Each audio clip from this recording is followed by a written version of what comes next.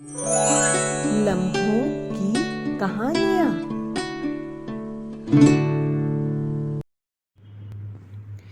नमस्कार मित्रों, स्वागत है आप सभी का मेरे इस चैनल में जिसका नाम है लम्हों की कहानियाँ। अगर अभी तक आपने मेरे चैनल को सब्सक्राइब नहीं किया तो कर लीजिए और लाइक और शेयर भी कीजिए। पुराने ज़माने में अक्सर लड़कियों की शादी कम उम्र में ही हो जाया करती थी। फिर लड़कियां माँ भी जल्दी ही बन जाया करती थी। अगर कोई लड़की माँ नहीं बन पाती तो उसे क्या सहन करना पड़ता था, सुने इस कहानी में, जिसमें पुराने समय के सामाजिक ताने बाने का भी चित्रण है। कहानी का नाम है अमृता। तो आइए शुरू करें। बड़े भैया बहुत खुश थे उस दिन। पिता जो बने थे, पर पिता बनने की खुशी को वो अभिव्यक्त नहीं कर पा रहे थे, क्योंकि उस समय स्वयं की शादी, सगाई या माता पिता बनने की खुशी पर प्रदर्शन करना अच्छा नहीं माना जाता था। बड़ों के सामने तो पति पत्नी आपस में बात भी नहीं कर सकते थे। पर हाँ, जब बच्ची के नाम रखने का समय आया तो उन्होंने उसका नाम अमृता रखा। प्यारी सी गोल मटोल सांवली सूरत वाली अमृता के आने से पूरे घर में रौनक सी हो गई। हर कोई उसे गोद में लेना चाहता था, उसके साथ खेलना चाहता था। भरे पूरे परिवार में माँ और दादी के व्यवहार और संस्कार को देखते और सीखते हुए अमृता बड़ी होने लगी। गांव के सरपंच का घर, बहुत से लोगों का आना जाना, बहुत सारी खेती, अन्न, दूध, दही, घी का भंडार, रोज ही अनेक लोगों का प्यार से भोजन पाकर तृप्त होना और माँ का सारे लोगों को प्यार से भोजन कराना अमृता दादी के साथ झूले पर झूलते हुए देखती रहती। थोड़ा बड़े होने पर अमृता का नाम गांव के स्कूल में लिखवाया गया। स्कूल तक घर में काम करने वाले गोविंद दादा गोद में बिठाकर छोड़कर आते थे और स्कूल से छुट्टी होने के समय भी गोविंद दादा स्कूल पहुंच जाते और फिर स्कूल से घर तक भी गोद में बिठाकर लाते। कुछ दिनों बाद स्कूल के बच्चों ने चिढ़ाना शुरू कर दिया तो अमृता को गोविंद दादा की गोद में बैठकर जाने में शर्म आने लगी। एक दिन अमृता ने जिद की, मैं घर पैदल ही जाऊंगी। गोविंद दादा के मना करने पर भी वह घर पैदल ही गई।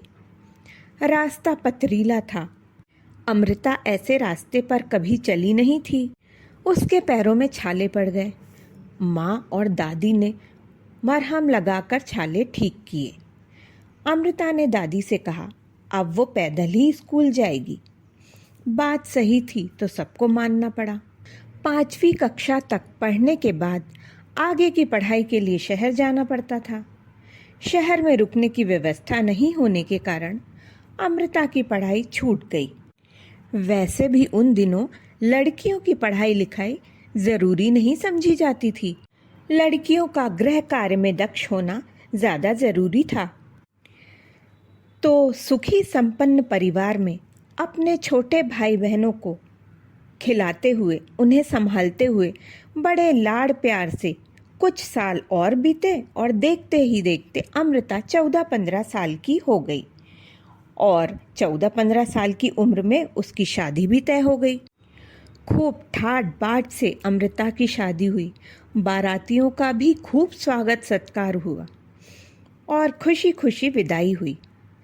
अपने घर परिवार से दूर जाने का दुख तो सभी लड़कियों की तरह अमृता को भी था ही, पर फिर भी नए घर परिवार में अनेक सपने संजोए अमृता ससुराल आ गई। पति पढ़े लिखे सरकारी नौकरी में थे और देखने में भी आकर्षक। मुंह दिखाई के समय ही पड़ोस की महिलाएं व रिश्तेदार खुसुर पसुर करने लगे। एक बोली, इतना सुंदर छोरा और ये छोरी, जरूर खूब दान दहेज के चक्कर में ही शादी कर दी कमलावती ने अपने बेटे की। दूसरी बोली, हाँ, बारात में मेरे ये भी गए थे, बोल रहे थे अमृता के घर में तो खूब ठाट बाट है, खूब अच्छा स्वागत सत्कार किया बारातियों का। तभी तीसरी बोली, पर दहेज में तो कुछ दिया ही नहीं लगता है। तभी अमृता की सास कमलावती आ गई। वह एक दबंग, सत्यवादी, कर्मठ महिला थी। वह बोली, चलो सब लोग भोजन कर लो। कमलावती के आते ही सब महिलाएं चुप हो गईं। कमलावती यह सब बातें पसंद तो नहीं करती थी, पर उन महिलाओं की बातें सुनकर उस समय न जाने क्यों उसके मन में भी यह बात आ गई कि हमने तो दहेज में कुछ नहीं मांगा, क्योंकि दहेज मांगने का रिवाज हमारे घर में नहीं है। पर अमृता के परिवार वालों ने भी अपनी बिटिया को स्त्री धन के रूप में कुछ खास नहीं दिया, जबकि वे लोग तो बहुत संपन्न लोग हैं। और सब मेहमानों के जाने के बाद कमलावती के मुंह से निकल ही गया कि मेरा बेटा इतना सजीला, सरकारी नौकरी वाला, और उसे ये लड़की मिली और दहेज में भी कुछ नहीं दिया गया। इतना संपन्न परिवार है, पर अपनी बिटिया को देने के लिए इनके पास कुछ भी नहीं है। अमृता ने सुना तो वह सन्न सी रह गई। अमृता की पेटी में जो कपड़े, जो साड़ियाँ माँ ने रखी थी, वह सब सास ने रख ली। अमृता जब पग फेरे के लिए कुछ दिन बाद गांव गई, तो माँ ने उसका उतरा चेहरा देखकर पूछा, क्या हुआ अमृता, किसी ने कुछ कहा क्या? अमृता ने सारी बातें माँ को बताई। माँ अमृता की बातें सुनकर निशब्द हो गई। माँ को समझ में नहीं आ रहा था कि वह क्या कहे और क्या करे। उसकी आंखों में आंसू आ गए। गांव के सरपंच, जिसके घर में बहुत सी गाय, भैंस, जमीन जायदाद है, घी, दूध, दही की कोई कमी नहीं है, अन्न के भंडार भरे पड़े हैं, कितने ही लोग रोज भोजन करते हैं, दान दक्षिणा पाते हैं, उस घर की बेटी को देने के लिए माँ के पास कुछ भी नहीं था। क्यों? क्योंकि बड़े संयुक्त परिवार में बड़े निर्णय लेने का अधिकार औरतों के पास नहीं था।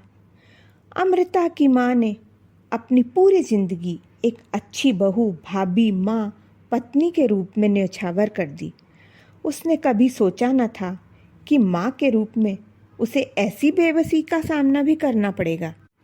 हालांकि बेबस तो अमृता के पिता भी थे, समझ तो वो सब गए थे, पर उनका स्वाभिमान उन्हें रोक रहा था कि कैसे एक बड़े संयुक्त परिवार का मुखिया अपनी बिटिया को स्त्री धन देने के लिए सामूहिक संपत्ति में से कुछ ले।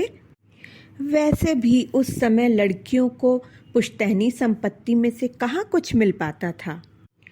घर के किसी अन्य सदस्य ने कुछ नहीं कहा तो अमृता के माता पिता भी चुप रहे।